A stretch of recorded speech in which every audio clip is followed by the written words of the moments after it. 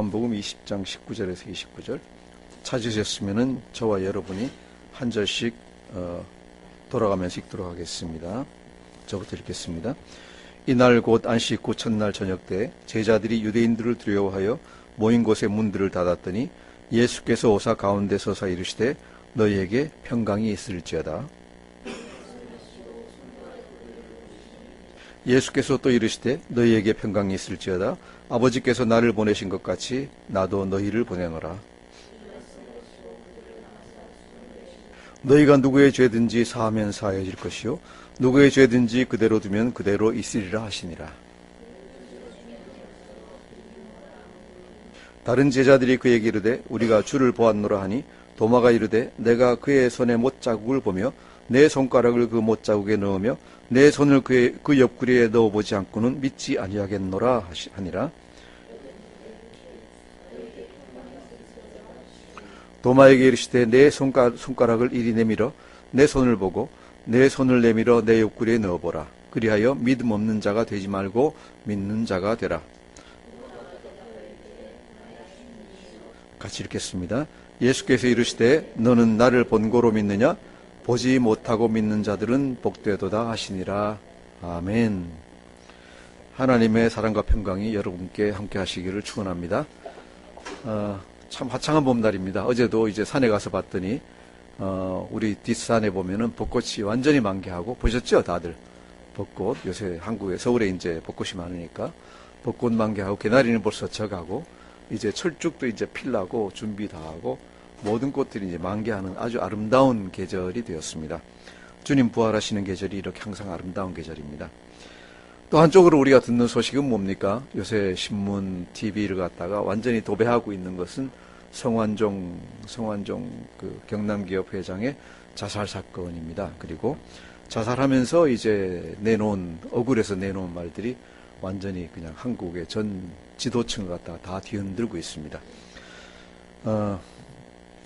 보면서 우리가 이제 항상 그 얘기를 갖다 설교할 때도 하지만은 정말로 이 세상에서 잘 나간다는 것이 무엇인가, 얼마나 덧없는 것이며 얼마나 속으로는 정말로 마음 끓이면서 속이 새까맣게 타들어가는 것일까 하는 걸 갖다 우리가 또 생각하게 됩니다. 왠가 하면은 성완종 그 경남기업 회장이 얼마나 저는 잘 모르지만은 잘 나갔던 분인 것 같아요, 그죠? 기업으로 해서 돈도 벌고 뭐 정치로 돼가지고 국회의원도 하시고 잘 나갈 때는 또 대통령 측근 뭐 해가지고 아주 잘 나가던 분인데 그분이 그 잘 나가기 위해서 했던 일들이 전부 다 하나하나 비수가 돼서 자기를 갖다 계속 찌르고 있지 않았을까. 그리고 그것이 한 축이 무너지니까 완전히 와르르 다 무너져가지고 정말로 패가망신하고 본인도 정말 자살하지 않으면 안 될 정도까지 이르게 만들고 또 그렇게 가다 보니까 혼자 가긴 억울해가지고 내놓은 것들이 보면은 이 나라 정치권과 지도층이 얼마나 썩어 문드러져 있는가. 그리고 그 잘 나가는 것 같이 보이는 모든 것들이 얼마나 그죠? 완전히 이 모래성 위에 서 있는 것인가 하는 걸 갖다가 우리가 금방 알 수 있습니다. 우리 자신이 별거 없는 것 같고 가진 것 없는 것 같고 별로 잘 나가지 못하고 별로 행복하지 못한 것 같은데 어떠십니까? 거기에 비교하면은 행복하십니까? 예, 행복할 줄 믿습니다. 행복 안 하다고 생각하시는 분도 있는 것 같은데 자, 가만히 생각해 보십시오. 우리가 지금 걱정하고 근심하고 있는 것이 그래도 적어도 밤에 다리 뻗고 자고 있는데 그 사람들은 밤에 다리 뻗고 못 잘 것 같습니다. 이것이 이제 어디서 오는 것인가 하면은 다 예수님이 십자가에서 죽으시면서 우리를 갖다 구원해 주시고 우리에게 주시는 평강, 이것이 가장 중요한 것인 줄로 믿습니다. 저번 주에 저희가 설교를 갖다 하면서 예수님이 어떤 사람을 만나 주시는가, 과연 어떤 사람이 예수를 만날 수 있는가를 갖다가 잠시 봤습니다. 누가 예수님이, 하나님이 어떤 사람을 사랑하시는가, 어떤 사람이 복된가를 갖다가 봤는데 본 것 같이 부활하신 예수님을 갖다가 첫 번째 만난 사람이 누구였는가? 1절부터 20장 1절부터 18절까지는 아직까지 예수님 부활하신 걸 본 사람이 한 사람밖에 없다. 누굽니까? 막달라 마리아다. 막달라 마리아가 누군가? 성경에서 어떻게 보면은 인간적으로는 가장 잘 나가지 못하던 사람입니다. 그죠? 가장 비참한 사람입니다. 누굽니까?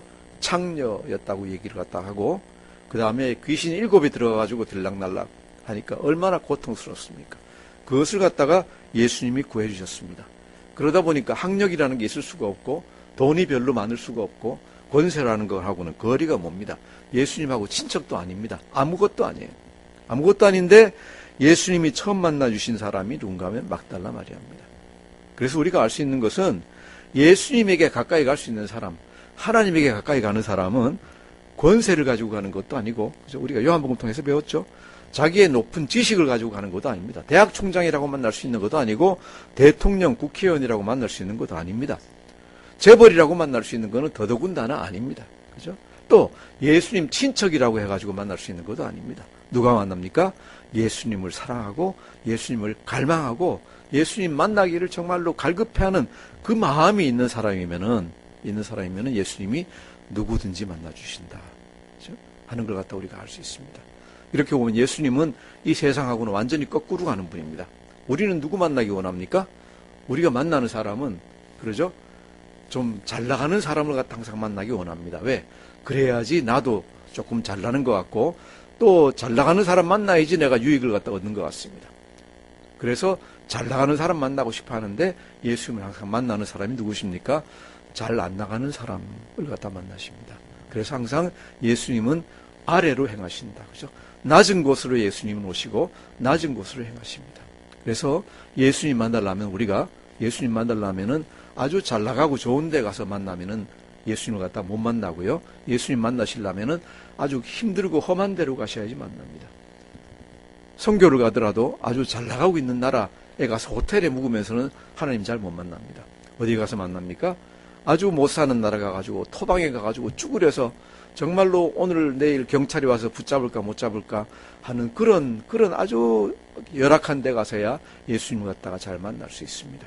이것이 우리가 믿는 기독교이고 예수님이 은혜 주시는 방법인 줄 믿습니다. 자, 막달라 마리아는 예수를 갖다 만났습니다. 만나고 그 다음에 18절에 가서 보면은 그렇게 예수님이 오셨다, 또 내가 너희를 갈릴리에 가서 만날 거라고 전해라 라고까지 다 얘기를 갖다 했는데 제자들은 아직 잘 믿지 않고 있습니다. 어떻게 알 수 있는가? 19절 읽어보시면 알 수 있습니다. 우리 19절 같이 읽겠습니다. 시작. 이날 곧 안식 후 첫날 저녁 때 제자들이 유대인들을 두려워하여 모인 곳에 문들을 닫았더니 예수께서 오사 가운데 서서 이르시되 너희에게 평강이 있을지어다. 아멘.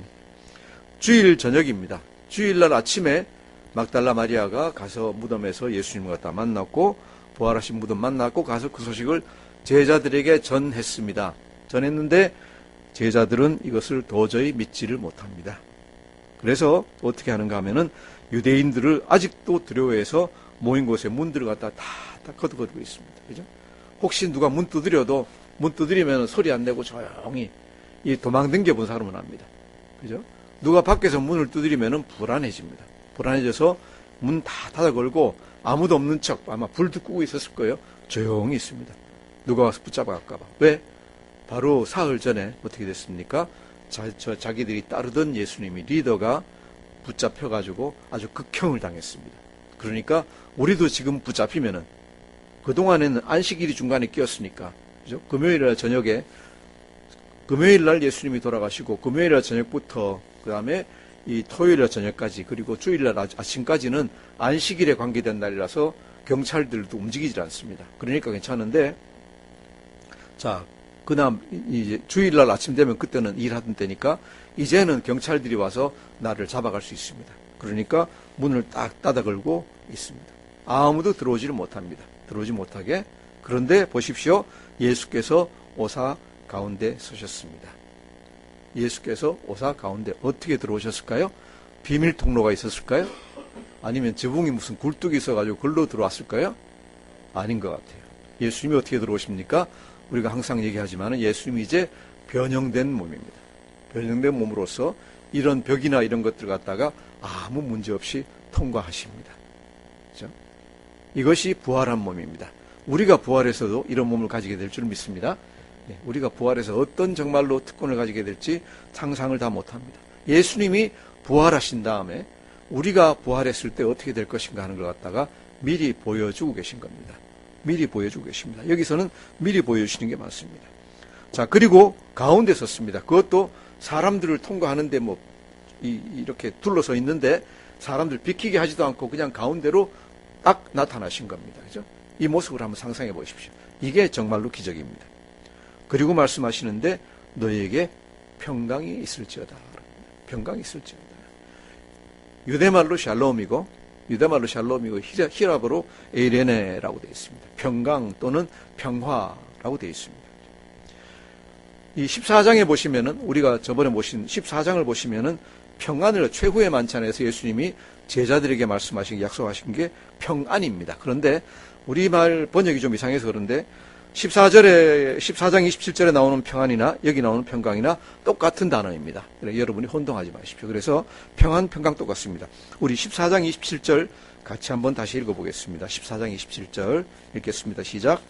평안을 너희에게 끼치노니 곧 나의 평안을 너희에게 주노라. 내가 너희에게 주는 것은 세상이 주는 것과 같이 아니하니라. 너희는 마음에 근심하지도 말고 두려워하지도 말라. 아멘. 평강을 너희에게 끼치노니, 저는 평안보다는 평강을 더 좋아하는데, 평강을 너희에게 끼치노니 19절에 와서 20장 19절에 와서는 너희에게 평강이 있을지어다 그럽니다. 예수님이 죽으신 게 아니라 이제 살아나셔가지고 왔습니다. 정말로 잡혀갈까봐 걱정하고 두려워하는 제자들, 또 누가 예수님 비슷한 사람이 딱 나타났는데 귀신이야 사람이야 해가지고 그 중에 일부는 떨고 있을지도 모릅니다. 귀신이 나타났나? 아니면 잡혀갈까? 해가지고 여러 가지 두려움으로 떨고 있습니다. 이 사람들이 떨고 있는 사람들에게 예수님이 뭐라 그러십니까? 너에게 평강이 있을지어다. 샬롬, 샬롬입니다. 그죠? 그리고 그 평강을 가질 수 있는 이유를 예수님이 또 얘기해 주십니다. 왜?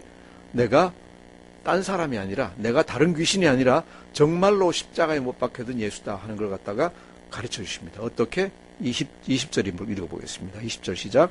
이 말씀을 하시고 손과 옆구리를 보이시니 제자들이 주를 보고 기뻐하더라. 아멘. 말씀을 하시고 손과 옆구리를 보이셨습니다. 못 박혔던 손에 못자국이 있는 손과, 그죠? 또 옆에 창으로 찔렸던 옆구리를 갖다 보여주십니다. 봐라. 내가 딴 사람이 아니라 십자가에서 못 박혔던 예수, 바로 그 사람, 너희 스승이다 라고 보여주니까, 증거를 보여주니까 제자들이 이것을 보고 정말로 예수님이구나 해서 기뻐합니다. 우리가 여기서 생각할 수 있는 거는, 예수님은 이 못자국과 창자국을 갖다 언제까지 가지고 계실까? 그죠? 부활하셨는데 지금 예수님이 이제 하늘도 계시는데 아직도 그걸 가지고 계실까? 어떻게 생각하세요? 이제 없어졌을까요? 가지고 계실 것 같아요. 가지고 계실 것 같아요. 어떻게 알 수 있는가 하면은 계시록에 보면 그거 나와요. 계시록에 보면은 5장 6절 제가 읽어드리겠습니다. 계시록 5장 6절에 보면은 내가 또 보니 보좌와 네 생물과 장로들 사이에 한 어린 양이 서 있는데 일찍이 죽임을 당한 것 같더라 라고. 어떻게 알았겠어요? 자국이 있어요. 그죠? 거기에 자국이 있어요. 있기 때문에 죽임을 당한 걸 갖다가 요한이 알아차렸어요. 이런 걸 갖다 보면은 예수님은 이 자국을 갖다가 정말로 우리를 위해서 죽으신, 고통받으신 이 자국을 갖다가 계속 가지고 다니시는 것 같아요. 부활하셨다 그래가지고 깨끗하게 다 되신 게 아니라 우리를 위해 죽으신 그 자국을 갖다 계속 가지고 다니세요. 그래서 저는 생각합니다. 그렇게 믿습니다. 여러분이 꿈에서 예수님 만나시면은, 예수님이 여러분에게 나타나셔서 만져주실 때 뭐가 있을까요? 손에 못자국이 있을 것 같아요. 그죠? 옆구리에 창자국이 있을 것 같아요. 예. 그런 분이 꿈에 나타나시면은 예수님인 줄 알고 따라도 될 것 같습니다. 예수님이 그렇게 우리를 갖다가 만나 주실 것 같습니다. 그리고 나서 이제 본인이 예수다라는 것 갖다가 확인시켜 주시고 나서 또다시 말씀을 하시고 이제 제자들에게 사명을 주십니다. 우리 21절 같이 읽어보시겠습니다. 시작. 예수께서 또 이르시되 너희에게 평강이 있을지어다. 아버지께서 나를 보내신 것 같이 나도 너희를 보내노라. 아멘.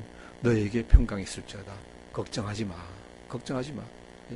한번 얘기해 놓고 또 보여주시고 나서 또 걱정하지 마. 참, 우리 인간은 참 걱정이 많죠. 그죠? 두려움이 참 많아요. 예수님 믿고도 두렵고, 또 아무 문제도 없는데도 두려워요. 아무것도 두려워할 필요도 없는데 두려워요. 그죠? 두려워하고 싶어 해서 두려워하고, 두려워하는 마음이 항상 이렇게 속에서 들끓고 있어요. 그런데 예수님 뭐라 그러세요? 두려워하지 마라. 두려워하지 마라. 너에게 평강이 있을지어다. 두려워하지 마라. 예수님이 산상수훈에서 뭐라 그러세요? 오늘 염려는, 내일 염려는 내일 할 것이요. 내일 염려는 내일이 돌보게 하라. 오늘은 너희가 평강을 가져라. 내일 무슨 일이 생길까 싶어가지고 염려하고 걱정하고 하지 말란 얘기예요. 하나님이 다 알아서 돌봐주세요. 오늘 걱정 없으면은 오늘 걱정하지 마. 그죠? 예수님이 그 제자들 또 그 백성들에게 누구예요? 우리에게 가장 원하시는 것 중에 하나가 뭘까요? 걱정하지 마라. 걱정하지 말아요. 왜? 내가 항상 너를 돌보고 있지 않냐. 또 뭐라 그러셨어요? 예수님이 우리 머리카락 하나 떨어지는 것도 다 아시고 계시고 참새가 떨어지는 것도 다 알고 계세요. 몇 마리 떨어지는 것. 그 정도도 다 아시는데 내가 내 백성인 너희 어떤 문제를 갖다 모르겠냐. 걱정하지 마. 너는 지금 쓸데없이 걱정하고 있는 거야. 그 걱정하지 말고 걱정 놓고 있어. 그럼 다 잘 될 거야. 라고 얘기를 갖다 해주시는 거예요. 걱정을 다 놓으십시오. 걱정 다 내려놓으십시오. 예수님 항상 우리에게 원하시는 게 뭡니까? 여기서도 두 번이나 그러시요. 너에게 평강이 있을지어다. 항상 자기 마음을 향해서요. 샬롬. 내 마음에 평강이 있다. 샬롬을 외치십시오. 그죠? 샬롬. 내 마음에 내 안에 평강이 있다. 평강이 있다 하는 걸 갖다 외치십시오. 이것이 가장 중요하다. 또 우리가 평강이 왜 중요한가? 내가 이 세상에서 평안하게 살아가기 위해서도 중요하지만은 사역을 나가기 위해서도 중요합니다. 예수님의 일을 하려면 나 안에 평강이 있어야 됩니다. 여러분이 예를 들어 누구 친구 영혼 구원을 위해서 전도하러 나가는데 내 마음이 속으로 들끓고 있다. 내가 들끓고 있다. 그러면 어떻게 될까요? 전도 제대로 될까요? 못해요. 그죠? 누구 양육하러 가르치러 가는데 내 속이 들끓고 있다. 안 돼요. 내 안에 걱정 근심이 있다. 못 갑니다. 그죠? 뭐가 있어야 됩니까? 내 안에 평강이 있어야 됩니다. 내 안에 평강이 있어야 됩니다. 평강을 주시고 나서 예수님이 이제 우리에게 사명을 갖다 주십니다. 여러분이 사역 나가실 때 다시 한번 말씀드립니다. 어떤 일이든지 하나님이 일을 하러 나가실 때 항상 평강이 없으면은 하나님께 기도로 평강을 주시기를 갖다 구하고 난 다음에 나가셔야 됩니다. 평강이 없이는 하나님의 일을 갖다 못할 수가 없다. 어떤 일을 주십니까? 아버지께서 나를 보내신 것 같이 나도 너희를 보내노라. 아멘. 아버지께서 나를 보내신 것 같이 나도 너희를 보내노라. 그랬습니다. 아버지께서 예수님을 이 땅으로 어떻게 보내셨습니까? 첫 번째로 보내신 것은 뭔가 하면은 아주 좋은 데서 아주 나쁜 곳으로 보내셨습니다. 그 좋은 천국에서 이 험한 땅으로 보내셨습니다. 그래서 아버지께서 나를 보내신 것 같이 나도 너희를 보내노라 하면은 하나님이 예수님을 보내신 것 같이 우리도 이제 예수님이 보내신 것까지 가야 되는데 어디로 가야 됩니까? 험한 곳으로 가야 됩니다. 좋은 곳으로 갈 생각하지 마십시오. 그죠? 잘 나가고 있는 친구 만날 생각 별로 하지 마십시오. 누구에게 가야 됩니까? 고생하고 있고 어렵고 살기 힘들고 한 그런 쪽으로 우리가 가야 됩니다. 이것이 우리가 예수님이 보내시는 곳입니다. 두 번째로 하나님이 예수님을 왜 보내셨습니까? 두 번째 이유는 뭔가 하면은 하나님을 이 세상에서 증거하기 위해서 예수님을 보내셨습니다. 그래서 우리도 이 땅에서 해야 될 일은 뭡니까? 가는 곳마다 예수님을 증거해야 됩니다. 내 안에서 예수님을 갖다가 증거해 내보여야 된다. 세 번째로 가장 중요한 목적 뭡니까? 하나님이 예수님을 이 땅으로 왜 보내셨습니까? 죄로 인해서 다 죽어가는, 그죠? 죽을 수밖에 없는, 지옥에 빠질 수 없는 우리를 갖다가 구원하시기 위해서 보내셨습니다. 우리는 세상으로 왜 가야 됩니까? 예수님 믿지 않고 죽어가고 있는 영혼들을 구하기 위해서 가야 됩니다. 우리가 구제도 하고 여러 가지 사회 참여도 하고 여러 가지 다 하지만은 궁극적인 목적은 뭡니까? 사회 참여가 궁극적인 목적이 아니에요. 구제가 궁극적인 목적이 아니에요. 목적은 뭐예요? 영혼 구원이에요. 영혼 구원하기 위해서 구제하고 영혼 구원하기 위해서 사회에 참여하는 거예요. 일부 교단 교파들 중에서 영혼 구원은 잊어버리고 사회 참여와 그 다음에 이런 정치적인 것만 계속 얘기하는 분들이 있어요. 이것이 그들을 먹여주고 그들을 갖다가 이 상황을 갖다 좋게 해주면은 그들이 구원. 천만의 말씀이에요. 아무리 잘 먹고 잘 살아도 영혼 구원 안 되는 사람 많아요. 우리 알잖아요. 잘 먹고 잘 살수록 영혼 구원하기 힘들어요. 그죠? 우리가 사회 참여하고 이렇게 구제하는 것은 그들에게 가까이 가고 정말로 그들의 아주 이 정말로 절박한 필요를 갖다 채워주고 그 다음에 이 하나님의 복음을 전해서 영혼 구원을 하기 위해 가지고 우리가 가는 거예요. 이것을 절대로 잊으면 안 돼요. 우리 기독교에 최근에 두 파가 있어요. 하나는 뭔가 하면은 완전히 복음이에요. 완전히 복음. 사회 참여나 아니면 구제는 필요 없다. 이것은 하나님이 하시는 일이 아니니까 우리는 영혼 구원만 해야 된다. 딴 거는 참여하면 안 된다 하는 파가 있고, 다른 한 파는 뭔가 하면 아니야, 그게 무슨 소리야. 먹지 못하고 그냥 고생하고 있는데 무슨 복음이 들어가겠어. 그 복음 전에 이거부터 해야 돼 하는 파가 있는데 뭐예요? 둘 다 틀렸어요. 둘 다 틀렸어요. 우리가 영혼 구원을 해야 되는데 그들에게 가까이 가고 또 그들을 우선 빵을 갖다가 빵이라도 먹여놓고 살려놓기 위해서는 이것도 해야 돼요. 근데 궁극적인 목적이 영혼 구원이라는 것 갖다 절대로 잊으면 안 돼요. 거기서 떠나면 안 되는 거예요. 이것이 이제 우리가 해야 되는 일들이다. 그래서 여러분이 누구를 갖다 도와준다 뭐 한다 할 때 물론 그걸 갖다 우리가 사심을 가지고 한다고 생각하면 이상하지만은 우리가 그것을 도와주는 것도 그 사람 영혼 구원을 위해서 하는 거예요. 하기 때문에 항상 그것을 갖다 잊으시면 안 됩니다. 그래서 이 복음은 우리가 입으로 말하지 않으면은, 그죠? 구원만 하고, 구제만 하고, 도와주기만 하고, 입으로 복음을 갖다 말하지 않으면 그분 영혼은 구원을 갖다 못 받아요. 그래서 입으로 하는 영혼 전파, 이 복음 전파가 꼭 필요합니다. 이것이 예수님이 세상에 우리를 보내시는 것입니다. 그죠? 낮은 곳으로 보내십니다. 험한 곳으로, 힘든 곳으로 보내십니다. 또 그리스도를 증거하기 위해서 보내십니다. 그 다음에 잃어버린 영혼들을 갖다가 구원하시기 위해서 보내십니다. 이것이 하나님이 예수님을 이 땅에 보내신 이유이고 예수님이 우리를 갖다가 이 땅에 보내시는 목적이십니다. 자, 그런데 한번 생각해 보시죠. 예수님이 이 땅에 와가지고 하나님이 보내신 목적 다 까맣게 잊고 편안하게 기적이나 행하면서 잘 살다가 죽으셨으면 하나님이 기뻐하셨을까요? 별로 안 기뻐하셨을 거예요. 전혀 안 기뻐하셨을 거예요. 근데 하나님이 보내신 것 같이 예수님 우리를 갖다 이 땅에 보내십니다. 우리는 예수님으로 인해서 구원을 받았습니다. 구원받은 우리를 예수님이 이 땅으로 보내셨는데 또 낮은 데로 보내시는데 우리가 나는 이제 구원받았으니까 내 평강만 누리고 잘 먹고 잘 살다가 이제 천국 가면 되겠구나 하면은 예수님이 기뻐하시겠습니까? 절대로 안 기뻐하십니다. 그래서 구원받은 자들은 또 그만큼 할 일이 있습니다. 우리의 어떻게 보면 의무이고 우리가 꼭 해야 되는 일입니다. 하나님께 예수님으로의 은혜로 인해서 구원받은 것이 감사하다면 우리에겐 해야 될 일이 있습니다. 뭡니까? 영혼 구원입니다. 이걸 갖다가 해야 됩니다. 그런데 일부에서는 우리가 생각할 때 내가 무슨 능력이 있어가지고 그런 일을 하겠어 라고 생각할 수 있습니다. 내가 해봤자 내가 얘기한다고 듣겠어? 내가 무슨 능력이 있어가지고 구원하겠어? 사람들 전도하겠어? 라고 생각할 수 있는데 예수님은 그것까지 하시고 그냥 보내지 않으십니다. 어떻게 보내십니까? 무언가를 주십니다. 권세를 주십니다.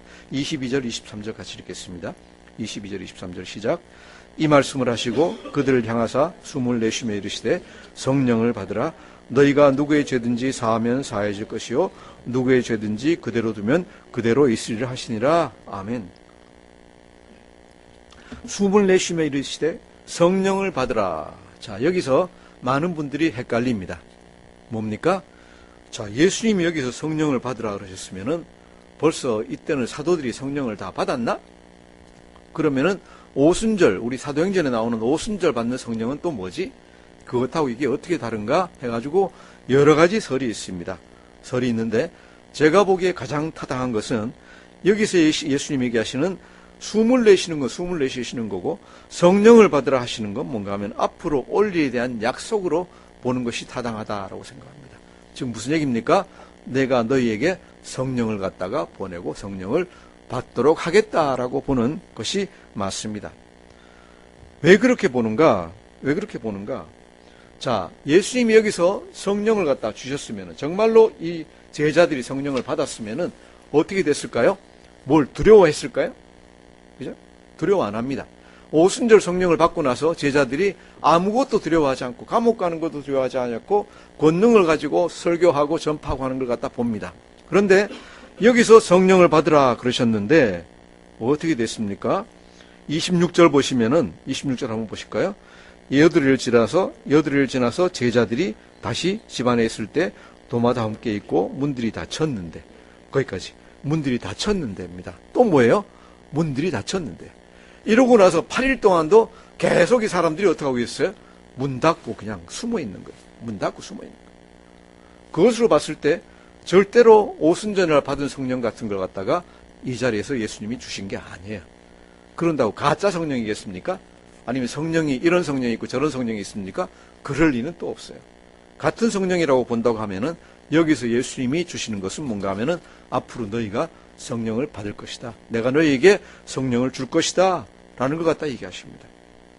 그래서 예수님 우리에게 주시는 것, 우리가 사도행전을 갖다 다음 달에 우리 같이 보겠지만은 성령님을 갖다 주십니다. 성령을 갖다 제자들에게 주시고 또 우리 믿는 모든 사람들에게도 성령이 있을까요? 없을까요? 다 성령이 있습니다. 믿으시기 바랍니다. 우리 안에 다 성령이 와 계십니다. 그리고 우리가 기도하고 정말로 참된 마음으로 앞으로 나아갈 때 성령이 우리를 갖다가 도와실 줄 믿습니다. 그죠? 정 필요한 대로 가면은 제가 계속 얘기하지만은 정말로 험악한 선교든지 예를 들어 지리산 청학동 골짜기에 가지고 아무것도 없다. 아무 도움도 없다. 누구 아픈 사람 낫게 해야 되겠다. 여러분이 기도할 때 그 사람이 나을 줄 믿습니다. 그죠? 그런 권능이 나타날 줄 믿습니다. 안 믿으시는 것 같습니다. 하나도 나타납니다. 그죠?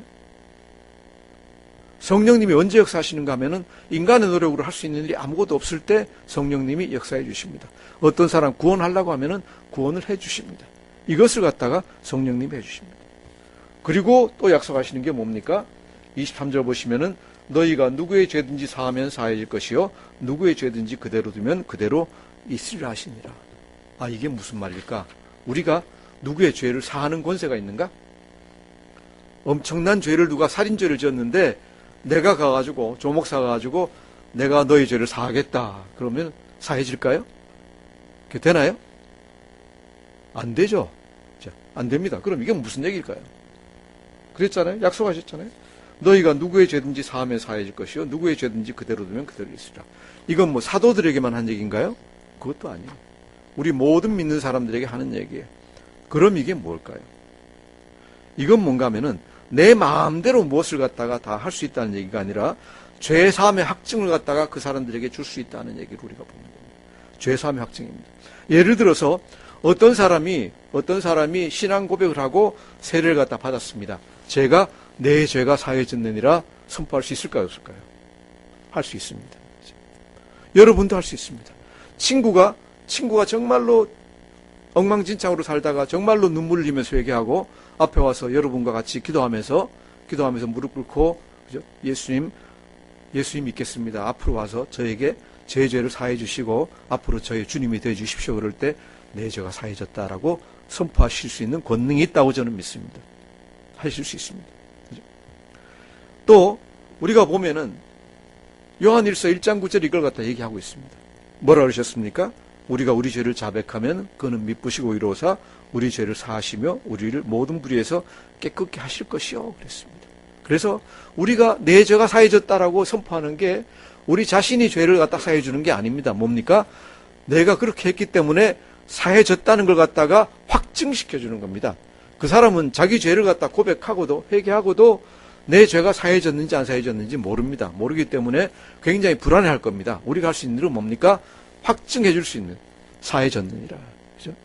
우리나라 한국교회 시스템으로는 목사나 교역자가 이걸 갖다가 할 수 있는 것 같이 하지만은 사실은 모든 사람이 다 할 수 있다라고 저는 믿습니다. 신실한 그리스도인이라면.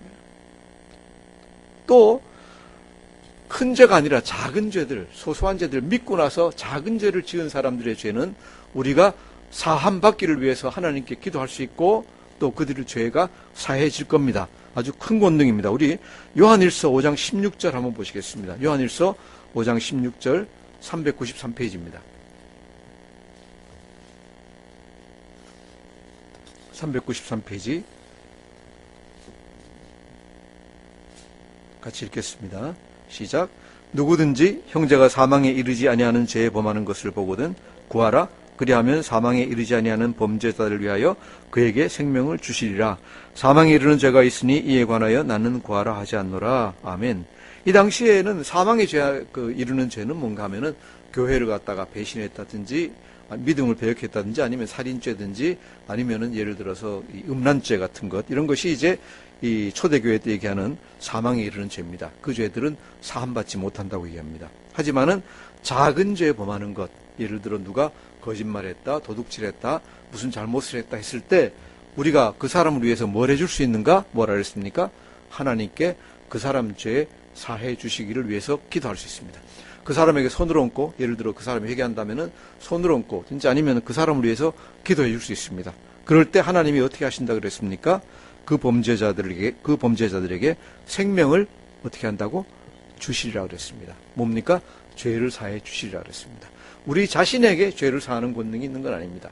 하지만은 하나님이 하시는 일을 갖다가 우리 확증할 수 있고, 또 하나님께 그 사람 죄 사해 주시기를 구할 수 있습니다. 그리고 하나님이 그 기도를 들어주신다는 얘기가 되겠습니다. 이렇게 권능을 주십니다. 우리 모두가 받은 권능, 예수님 부활하시면서 우리에게 주신 것이 뭡니까? 첫째로 평강입니다. 두 번째로 뭡니까? 성령을 주십니다. 세 번째로 우리에게 권능을 주십니다. 이런 권능을 우리가 가지고 있고, 우리가 능력을 가지고 있습니다. 그래서 우리가 할 일이 있습니다. 뭘 해야 됩니까? 나가서 영혼 구원하는 것, 또 그들을 가르치는 일을 갖다가 해야 됩니다. 그럼에도 불구하고 지난 6개월 동안 아무에게도 나는 복음을 전해본 적이 없다. 지난 1년간 나는 아무에게도 복음을 전해본 적이 없다라고 하면은 약간은 회개를 해야 되겠죠? 그죠? 왜? 예수님 우리에게 하라 그러신 걸 갖다가 내가 안 하고 있는 겁니다. 예수님 부활을 갖다가 헛되게 하는 것인지도 모릅니다. 그래서 예수님이 부활하시면서 우리에게 부탁하시는 것, 하시는 것을 갖다가 우리는 항상 기억하고 있어야 됩니다. 이것이 부활절을 갖다 지키는 가장 중요한 어떤 그 의의가 될 줄로 믿습니다. 자, 이제 이렇게까지 하셨는데 이제 아직도 믿지 않는 사람 얘기가 나옵니다. 그렇게 나타나셔가지고 제자들에게 다 보이시고 얘기하시고 다 하셨는데도 안 믿습니다.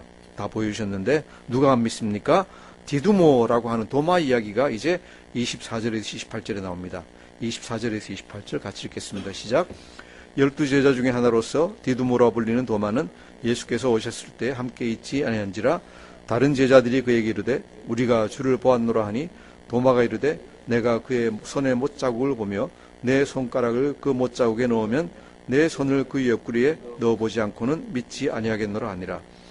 여드레를 지나서 제자들이 다시 집안에 있을 때 도마도 함께 있고 문들이 닫혔는데 예수께서 오사 가운데에 서서 이르시되 너희에게 평강이 있을지어다 하시고 도마에게 이르시되 내 손가락을 이리 내밀어 내 손을 보고 내 손을 내밀어 내 옆구리에 넣어보라.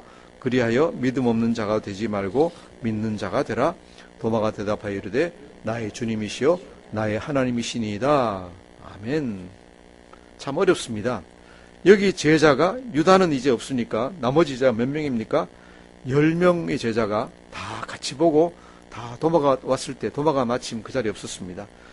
왔을 때 얘기를 했습니다. 우리가 다 봤어. 그죠? 예수님이 맞아 그랬는데 뭐라 그럽니까? 나 너희들 다 못 믿어. 그죠? 우리 중에는 이렇게 잘 못 믿는 사람들이 있습니다. 가끔 가다가. 그래서 내가 직접 봐야지 너희들이 얘기하는 거 가지고 난 못 믿겠어 하는 이 대표적으로 이제 잘 믿지 않는 사람들이 가끔 있습니다. 그죠? 보여주면 믿겠습니다. 그런데 이 사람들이요, 또 보면은 딱 보여주면 또 잘 믿어요. 예수님이 딱 와서 얘기를 하시니까 뭡니까? 그냥 갑자기 팍 엎드려가지고 뭐랍니까? 나의 주님이시여, 나의 하나님이시니다. 제자들, 10명 제자들이 부활하신 예수님 보고 이런 얘기 안 했어요. 안 했는데 도마는 뭐예요? 나의 주님이시여, 나의 하나님이십니다. 할렐루야, 아멘. 이렇게 감정적으로 의심 많은 사람이 또 이렇게 흥분잘해요. 예, 우리 중에 이런 사람들도 있어요. 그러니까 여기 보면은 제자들 같이 그냥 어떻게 보면 다른 10제자는 어떻게 보면 좀 덤덤하고 이 도마는 의심은 많은데 또 이렇게 한번 또 확증을 딱 가지면 푹 꿇어 앉아가지고 그냥 예 하고 이 사람이 누군가 하면 인도까지 제 12제자 중에 제일 멀리 간 사람이에요. 선교하러. 인도까지 가가지고 인도에 지금 첸나이라는 데가 있어요. 이 인도의 남동 해안이에요. 거기 가면 굉장히 인구도 많고 그러는데 첸나이에 가면은 언덕 위에요. 성도마 기념 교회가 있어요. 제가 전에 갔을 때 거기 가봤는데 도마가 여기서 뭐 칼에 찔려 죽었다 뭐 그래가지고 그 순교한 자리도 나오고요. 다 나와요. 그래서 이 사람이 이렇게 흥분하고 열심히 하지만은 잘해가지고 제일 제자들 중에 제일 딴 사람들은 그래봤자 지중해 연안에서 왔다 갔다 했는데 도마는 저기 인도까지 가가지고 그죠? 대륙을 건너가지고 가지고 그렇게까지 이제 전도하는 이런 걸 갖다 봅니다. 그래서 우리가 도마를 갖다가 디두모는 뭔가 하면 쌍둥이라는 얘기인데 쌍둥이 도마가 이렇게 믿음 없는 제자라고 욕만 할 게 아니라 그죠? 믿음 없는 사람도 한 번 믿으면은 이렇게 열심을 가지고 멀리까지 가서 가장 열심히 하는구나 하는 걸 보면서 참 이 사람마다 하나님이 주신 은사가 다르다 하는 걸 갖다가 우리가 생각하게 됩니다. 자, 이제 이렇게 이제 다 예수님이 다 보여주셨는데 이게 이제 지금까지의 부활 얘기입니다. 예수님의 부활 얘기고 29절에서 보시면 예수님이 뭐라 그러시는가 하면 29절 한번 읽어볼까요? 시작. 예수께서 이르시되 너는 나를 본 거로 믿느냐? 보지 못하고 믿는 자들은 복되도다 하시니라. 아멘. 왜 이 얘기를 하셨을까요? 예수님이 이제 걱정이 되시는 거예요. 걱정이 되세요. 자, 도마나 12제자나 아니면 그 당시의 사람들한테는 예수님이 자기 자신을 드러내시고 보여주세요. 그런데 승천하시고 나면 이제는 그렇게 안 하세요. 안 하시고 앞으로 올 세대들, 그죠? 초대교회 다른 사람들부터 시작해서 다른 모든 사람들 언제까지? 우리에게 이르기까지, 그죠? 우리에게 이르기까지. 우리는 예수님 볼 수 있습니까? 예수님 못자국과 창자국 만질 수 있습니까? 못 만집니다. 우리를 위해서 뭐라 그러십니까? 보지 못하고 믿는 자들은 복되도다. 아멘? 아멘 아닙니까? 예. 우리는 다 보지 못하고 믿습니다. 도마보다도 훨씬 나은 사람들이에요. 도마는 꼭 봐야지 믿었는데 우리는 다 보지 않고도 믿는 사람들입니다. 맞습니까? 예. 그렇기 때문에 우리는 도마보다 더 복된 자이다. 라고 하죠. 아직 우리가 예수님을 보지 못했지만은 믿기를 소망하고, 그죠? 여러분들이 다 믿기를 소망하고, 그러면은 성령의 감동하심으로 다 믿게 되실 줄 믿습니다. 아직까지 마음속에 예수님에 대한 확증이 없습니까? 어떻게 합니까? 기도해야 됩니다. 기도해야 됩니다. 기도하고 성령님이 나를 감동시키셔서, 나를 움직이셔서 예수님 볼 수 있도록. 우리가 처음 믿게 되는 거는요, 처음 믿게 되는 건 인간의 노력으로 되는 게 아닙니다. 믿고 나서 거룩하게 되는 것은 인간의 노력으로 해야 됩니다. 하지만은 처음 예수님 믿게 되는 것은 내 노력으로 되는 것이 아닙니다. 뭘 해야 됩니까? 성령님이 나를 만져주셔야 됩니다. 그래서 할 수 있는 게 뭡니까? 기도입니다. 우리도 그분을 위해서 기도해 줘야 되고 본인도 기도를 해야 됩니다. 어떻게 기도합니까? 예수님 믿고 싶습니다. 만나고 싶습니다. 만나고 싶은데 아직 만나지지가 않습니다. 만나지가 않습니다. 저를 만나 주십시오. 저를 만나 주십시오. 우리가 믿지 않는 사람들 위해서 할 수 있는 가장 좋은 기도가 뭡니까? 예수님, 성령님, 그 사람 만나 주셔가지고 믿게 해 주십시오. 라는 게 우리가 할 수 있는 가장 좋은 기도입니다. 그 기도밖에는 더 이상은 사실은 할 수가 없습니다. 물론 다른 여러 가지 일을 합니다. 만나고 친해지고 밥 사주고 떡 사주고 뭐 영화도 다 하지만은 그 전에 항상 해야 되는 기도는 뭡니까? 성령님, 이 내 친구 누구 만나 주십시오. 예수님 만나 주십시오. 그 기도밖에는 못합니다. 그래서 여러 가지 상황과 여러 가지 모든 것을 갖다 다 주장하셔서 그 사람 만날 수 있도록 해주십시오 하는 것이, 믿도록 해주십시오 하는 게 우리의 그 사람을 위한 기도가 되겠습니다. 믿어지지 않는 사람, 본인이 믿고 싶은데 아직까지 믿어지지 않는다 했을 때도 가장 중요한 것은 기도입니다. 그럼 왜 우리가 이 부활을 갖다가 믿어야 됩니까? 예수님이 부활했다는 걸 어떻게 믿습니까? 가장 예수 믿는데 어려운 것이 뭡니까? 부활했다는 걸 믿는 겁니다. 왜 우리가 부활 믿어야 됩니까? 전설 아닙니까? 전설 아니에요. 기독교가 다른 종교하고 특이하게 다른 건 뭔가 하면은 기독교는 역사적인 사실들 위에 근거해서 있어요. 역사적 사실들이에요. 구약에서 일어났던 모든 역사의 기록이 다 사실들이에요. 물론 시나 이런 걸로 표현되는 것은 시적인 표현이기 때문에 다시 해석해야 되지만은 서술형으로 되어 있는 것, 역사의 관기록은 다 사실이에요. 사실이고 예수님의 부활도 왜 이렇게 자세히 써놨습니까? 사실이기 때문에 자세히 써놨습니다. 사실이기 때문에. 이게 사실이 아니라 그러면은 기독교의 존립 기반 자체가 완전히 무너져 버리는 거예요. 예수님의 부활이 사실이 아니라면은 기독교는 존재하지 않습니다. 우리가 맨 앞에 예배 시작할 때 우리가 읽으면서 뭐라 그랬습니까? 그리스도께서 다시 살아나지 못하셨으면 우리가 전파하는 것도 헛것이요 너희 믿음도 헛것이라 그랬습니다. 다 사기꾼입니다. 예수님의 부활이 없었다면 우리가 하는 건 다 사기입니다. 있을 수가 없는 얘기입니다. 여기 대해서 이제 가장 잘 표현하고 있는 분이 누군가 하면은 사도 바울이 가장 잘 표현했는데, 우리 고린도전서 15장을 한번 보시겠습니다. 여러분 성경 282페이지가 되겠습니다.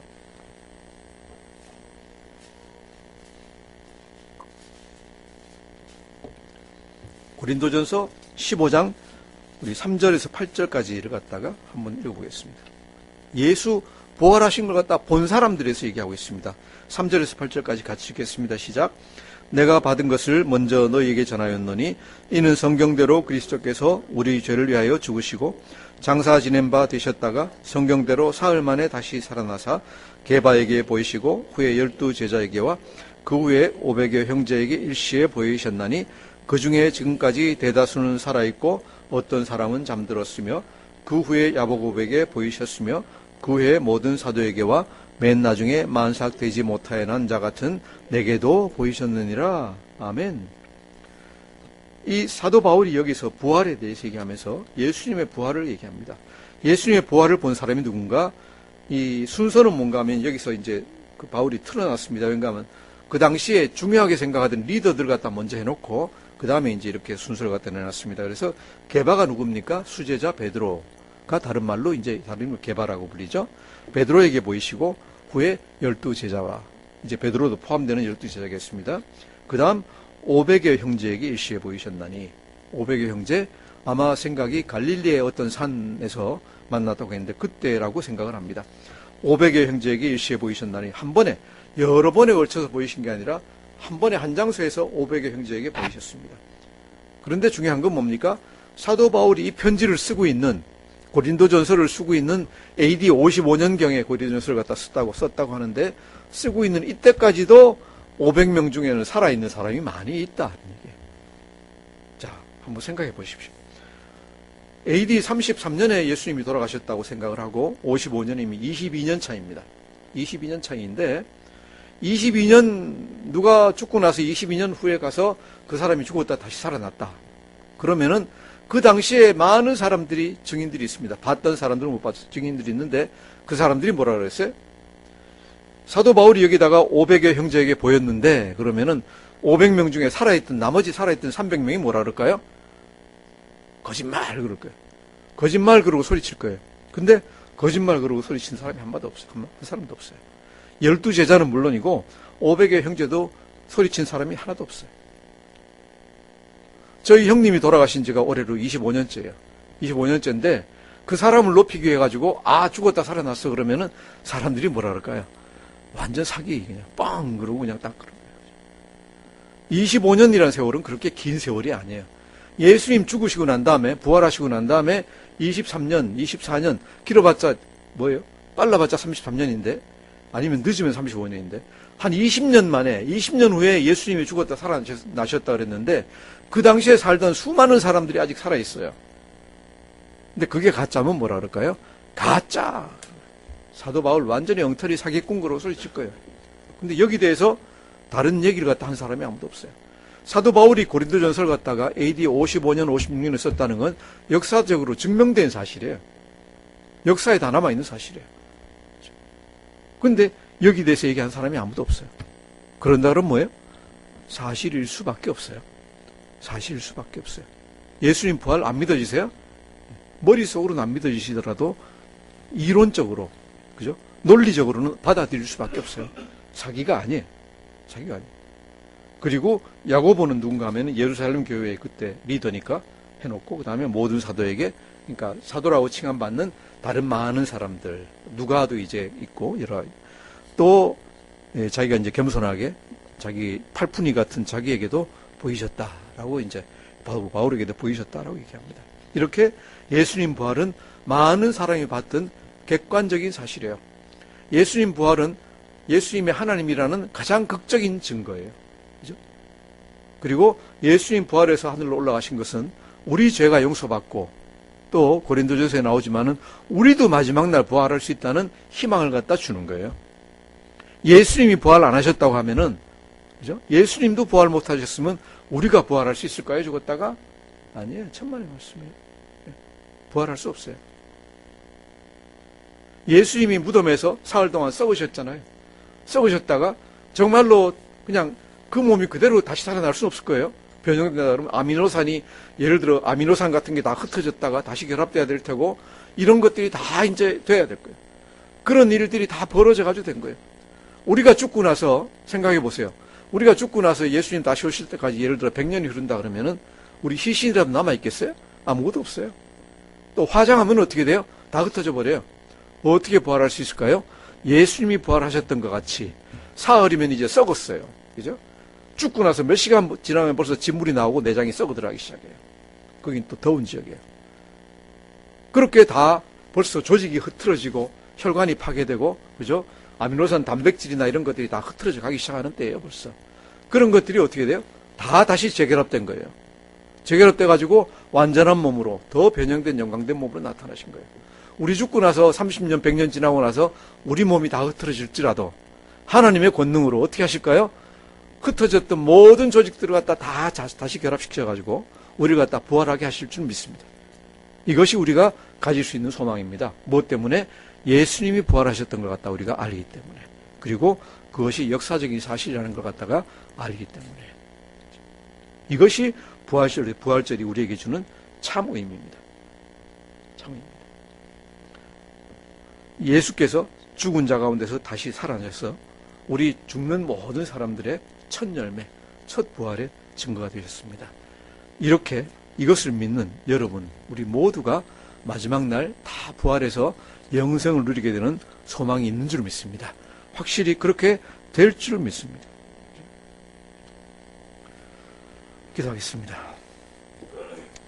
십자가에서 우리를 위해서 죽으시고 또 장사 되셨다가 살아나신 우리 예수님을 믿고 부활과 영생의 소망을 우리가 가질 수 있도록 하나님 인도하여 주시옵소서. 부활과 영생의 소망만이 아니라 우리가 또한 이 세상 살 동안에도 필요할 때마다 주님 주시는 도우심과 주님 주시는 은혜와 주님 주시는 평강을 누리는 우리 모든 성도 될 수 있도록 주님께서 축복하여 주시옵소서. 만일 이 안에 아직도 예수 믿지 않고 있는 사람들이 있다면은 예수님 부활 사건을 보면서 정말로 예수님이 하나님의 아들이시라는 그 진리를 갖다가 사실로 받아들이고 예수님께 의탁하여서, 하나님께 의탁하여서 이 세상을 살아갈 수 있도록, 또 지금까지 지은 모든 죄를 용서받고 구원받을 수 있도록 하나님께서 인도하여 주시옵소서. 감사드리며 예수님 이름으로 기도드립니다. 아멘.